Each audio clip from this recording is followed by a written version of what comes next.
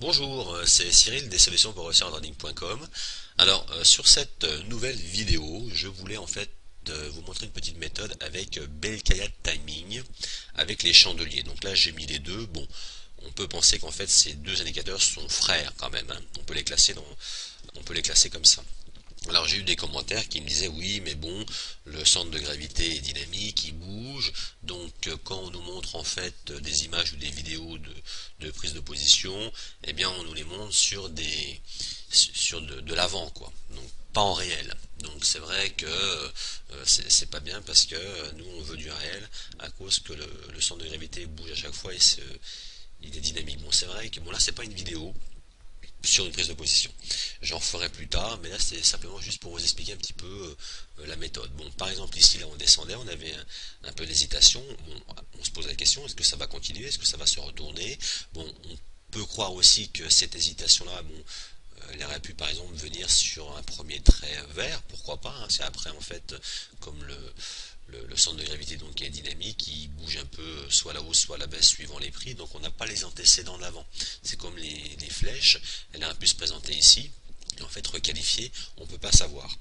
Donc il y a une méthode quand même assez simple, c'est de regarder en fait quel timing, c'est de voir un petit peu les seuils psychologiques. Donc là on descendait, et en fin de compte ici en fait on voit qu'on est plus enfin sa force c'est de voir un petit peu que ça forme comme des sortes de trading range. Donc on est venu taper ici, donc on voit ici là on a dû rebondir plutôt. Là on a l'hésitation et au même moment on vient rebondir sur une ligne. Donc on peut penser que si on vient casser cette ligne, eh bien on peut s'apprêter à prendre une position. Alors quelquefois ça se fait en même temps, quelquefois c'est Bill Cat Timing qui le fait avant un ou deux chandeliers, avant les chandeliers du graphique. Donc c'est aussi intéressant de ce côté-là. Donc on n'a pas que le tir au-dessus, donc on est toujours à la baisse. Et ensuite, bon, on a baissé et on refait à peu près la mesure. On vient faire des hésitations. Donc pareil sur la même ligne que la dernière hésitation là. Et on peut penser que sur un chandelier qui va venir en fait casser donc cette ligne là, donc bien sûr ça va être un chandelier vert. Ça peut être un chandelier rouge, mais si c'est un rouge, il clôturera forcément plus bas. Donc c'est ce qui s'est passé. On a eu un chandelier vert qui est venu en fait, vous voyez ce chandelier qui est venu clôturer au-dessus. Alors si et seulement si on a la même chose en 30 minutes, donc on trace une ligne, on regarde en 30 minutes, et en 30 minutes en fait on voit que cet indicateur en fait est à la hausse. Donc on voit déjà un premier chandelier vert ici, et ce deuxième là qui est la hausse. Donc on pourrait tracer une ligne imaginaire et on verrait que c'est direction du haut. Alors celui-ci non, pas encore. Moi j'aime bien avoir les deux, ça me donne un fort signal, mais déjà juste un indicateur c'est déjà pas mal. Donc on est bien à la hausse là, c'est pas comme si on était en plein milieu non plus de celui-ci, hein. Voilà, donc on revient en 5 minutes et on peut s'apprêter à prendre position sur le prochain chandelier, vu que celui-ci a cassé en fait ce seuil psychologique, donc ça reviendra à prendre position sur celui-là. Et juste ici, juste à son ouverture en fait, il n'y a pas la peine de se poser des questions. À l'ouverture de chandelier, on prend position, on a calculé 5 ou 10 secondes avant son stop loss, on le met à 5 pips en dessous, enfin 5 pips minimum en dessous du dernier plus bas, donc ça nous fait 32 plus 5, 37, plus le spread, admettons 2 ou 3, ça nous fait 40 pips, donc c'est à peu près là. Et ensuite on va aller chercher en fait les bénéfices quand ça va venir en fait taper ou rebondir sur la première ligne rouge ou la deuxième, c'est suivant comme on veut.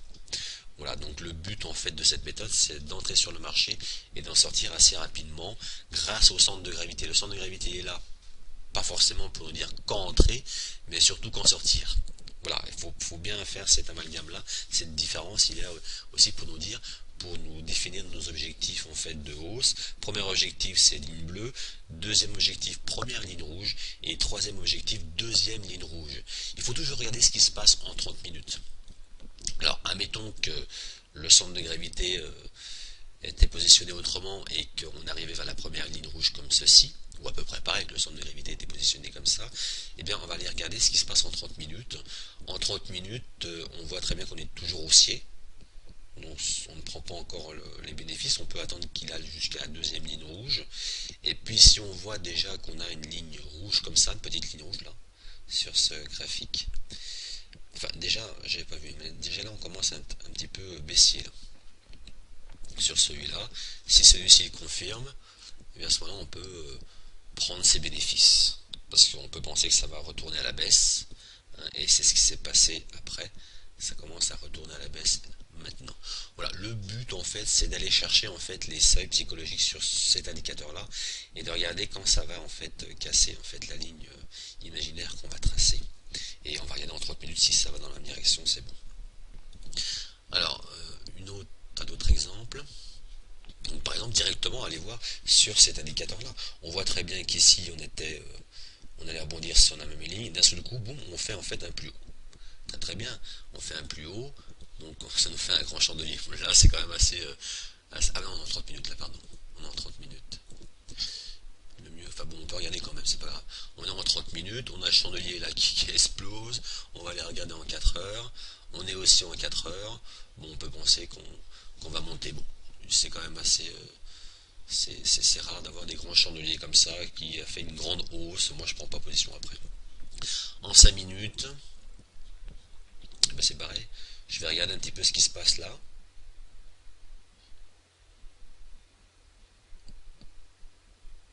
Là, on voit très bien qu'on est en train de casser. Celui-ci, bon, il a cassé un peu.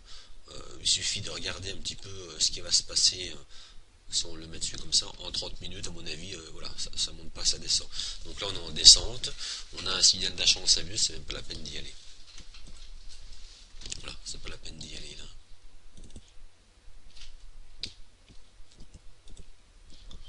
Donc après, c'est bien descendu.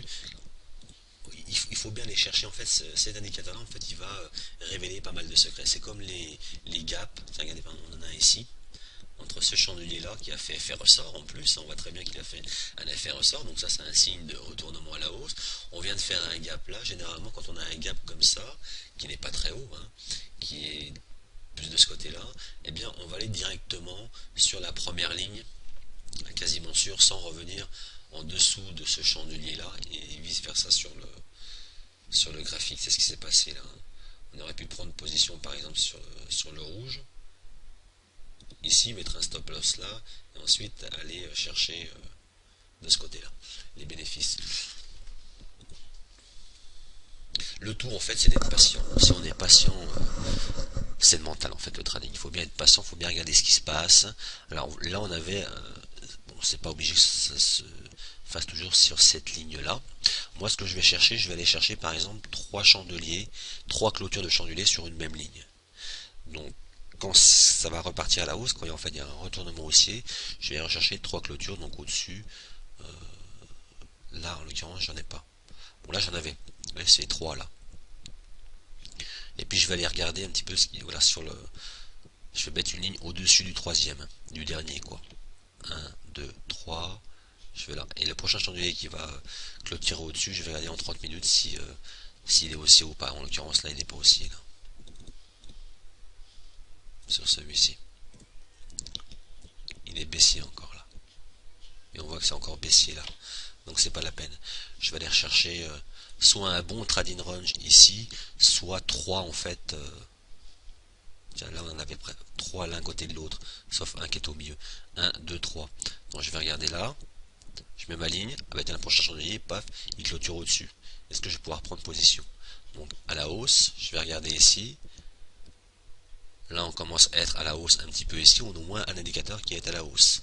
Celui-ci a suivi. On peut attendre que celui-ci suive et qu'il y a le petit trait rouge en fait qui apparaît si on veut vraiment être sûr. Et en fait, après ça repart à la hausse.